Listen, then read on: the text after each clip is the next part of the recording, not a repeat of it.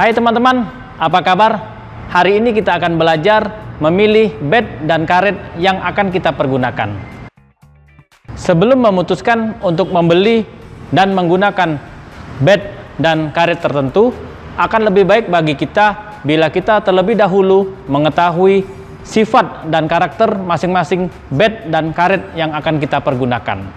Yang pertama, kita akan membahas mengenai bed.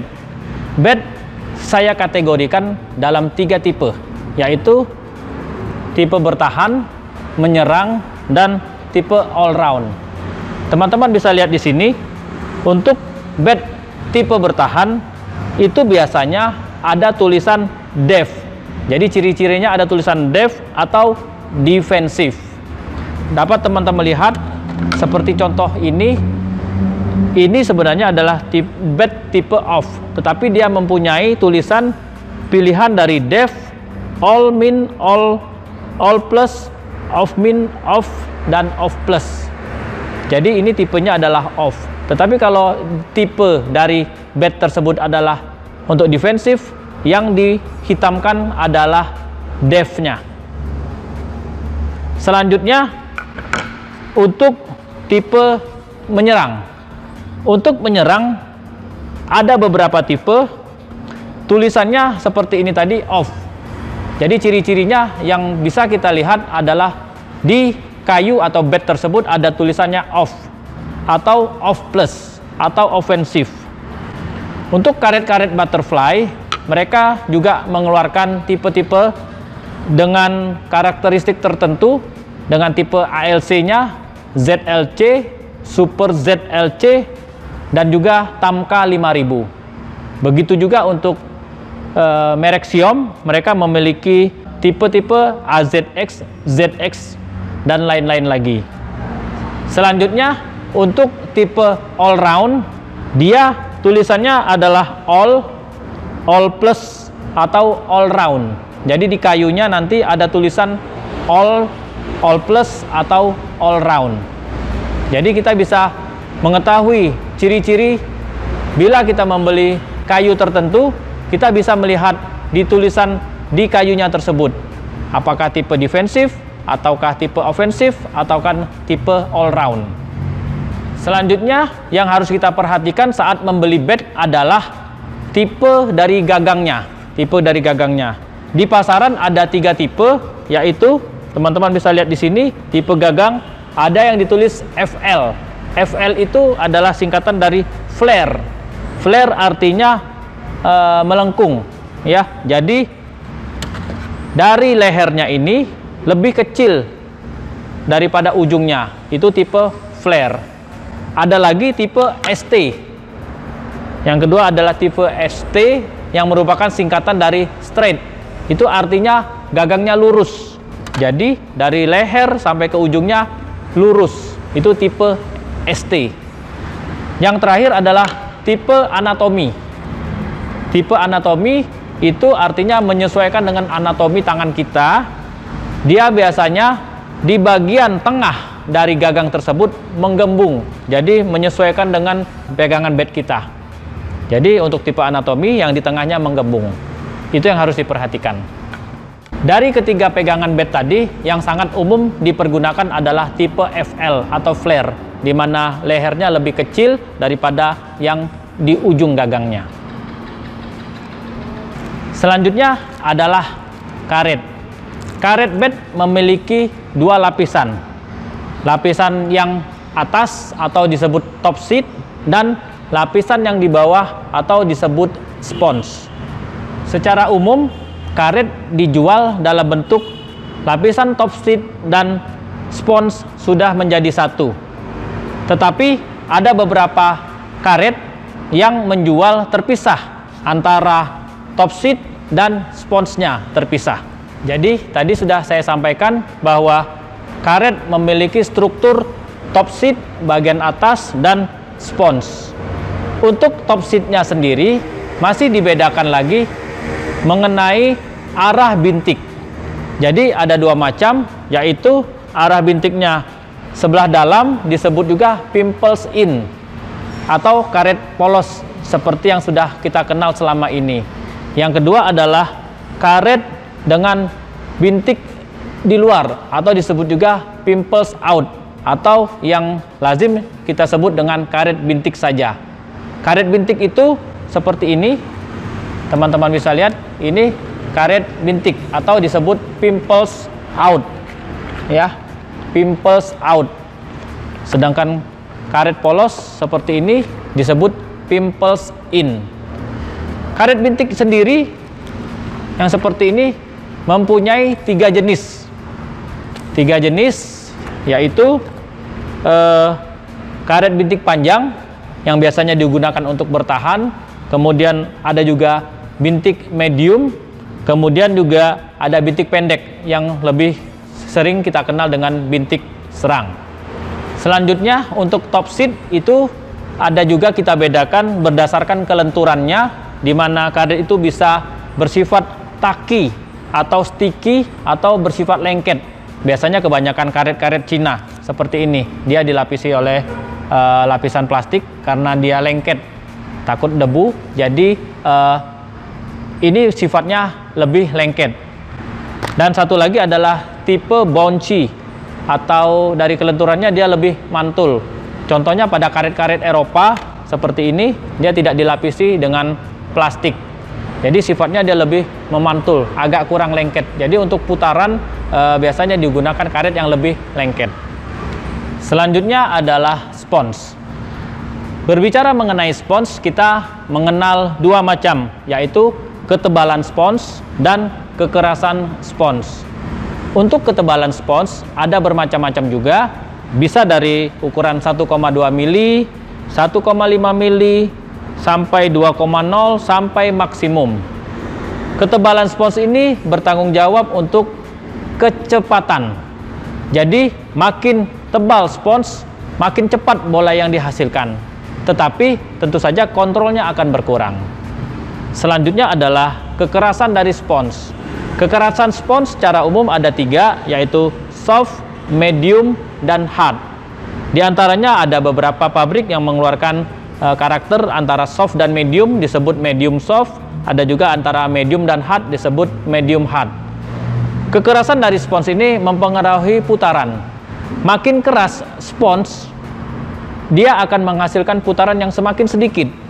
Jadi untuk teman-teman yang memanfaatkan atau menggunakan spin atau putaran yang kencang, lebih dianjurkan untuk menggunakan spons dengan kekerasan yang bersifat soft.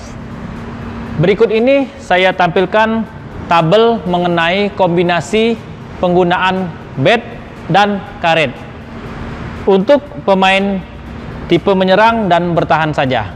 Untuk pemain tipe menyerang, pilihan bat bisa teman-teman menggunakan yang tipe off atau off plus atau offensive, atau juga seperti yang saya sampaikan tadi, untuk yang keluaran butterfly bisa teman-teman pilih yang ALC, ZLC, Super ZLC, atau Tamka 5000, atau dari merek Xiom yang mempunyai karakter AZX dan ZX.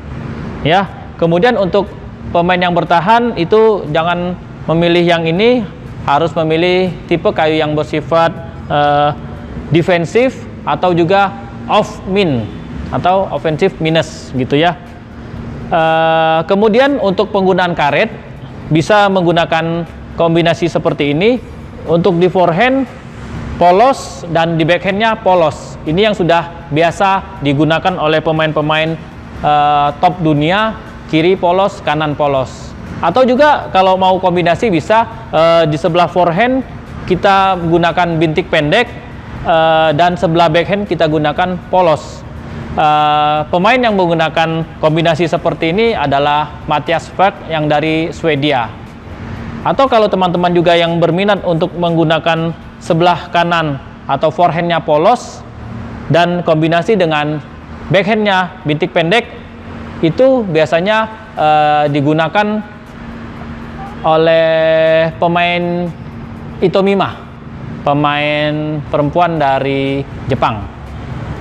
Kemudian untuk tipe yang bertahan, kombinasinya bisa forehand polos dan kiri digunakan adalah bintik panjang. Ya, misalnya yang digunakan oleh Jo Se Hyuk. Ya. Atau kalau sebelah forehandnya polos, sebelah kirinya atau backhandnya bisa gunakan bintik pendek seperti yang digunakan oleh Ho Yingchao, pemain asal Cina. Berikut ini kami akan menunjukkan beberapa koleksi kami bat dan karet yang berkualitas dari harga yang murah sampai harga yang cukup mahal.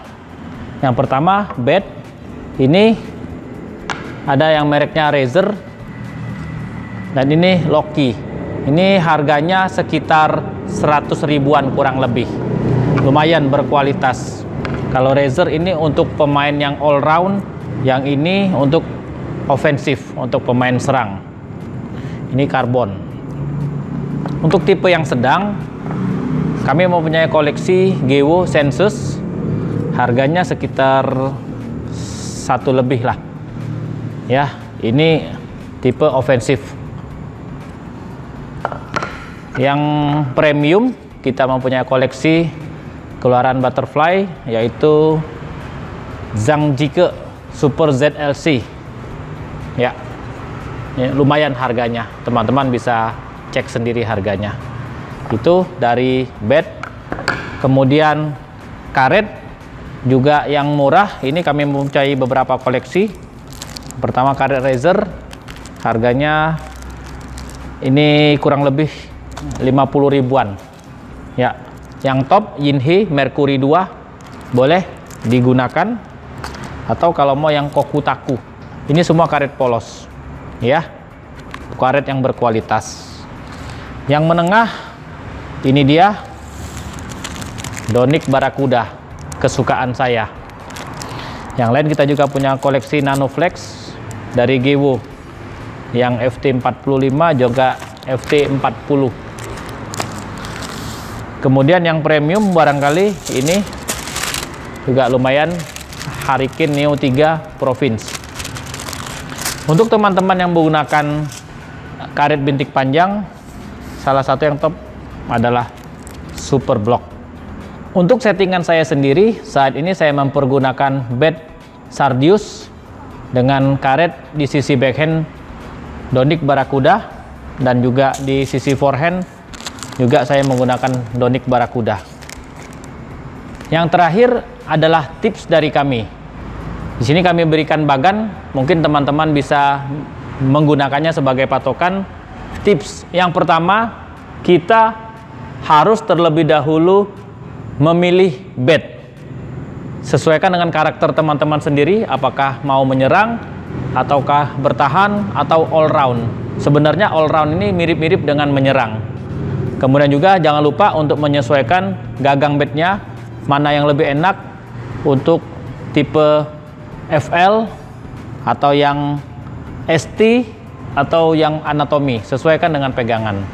Setelah kita mendapatkan bat yang sesuai dengan karakter dan pegangan kita, kemudian barulah kita mencari karet yang sesuai.